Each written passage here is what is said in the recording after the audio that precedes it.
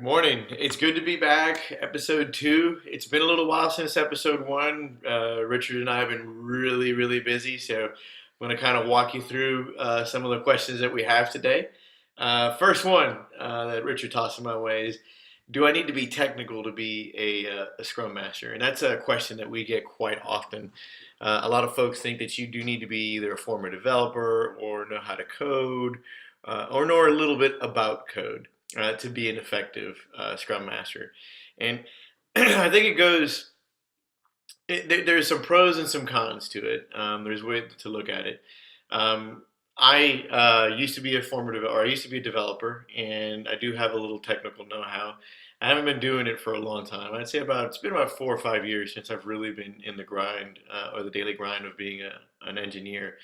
And to be honest with you, it does help a little bit, but it is not necessarily required. One of the things that helps me is that I can kind of follow along with the technical discussions and I kind of get the gist and the big concepts and I can ask questions around it. However, here's the other side to it where I almost kind of lean in the direction of it's almost better not to be technical.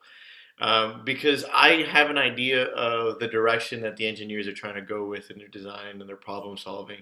I ask leading questions and almost like guiding them, or I'm following along with them, as opposed to a Scrum Master who's not technical and is not afraid to ask questions. And sometimes they're really simple questions that kind of guide them to go to their own solution as opposed to my own predisposed notion of it.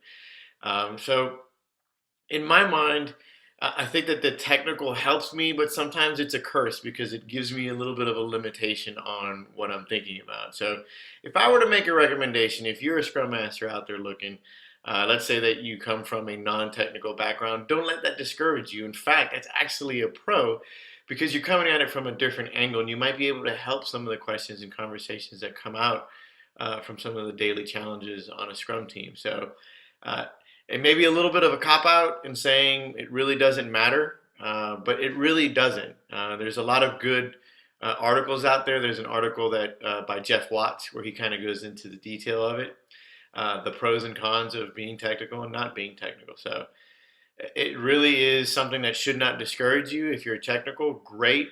You're going to have to work on not solving the problem with your team. And if you're not technical, fantastic. Have the courage to ask some of the questions, even if you think they're silly.